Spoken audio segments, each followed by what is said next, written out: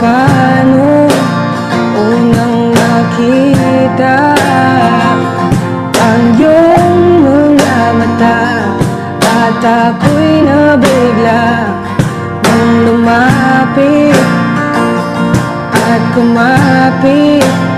Parang isang panaginip, ayokong magising, ngunit nasa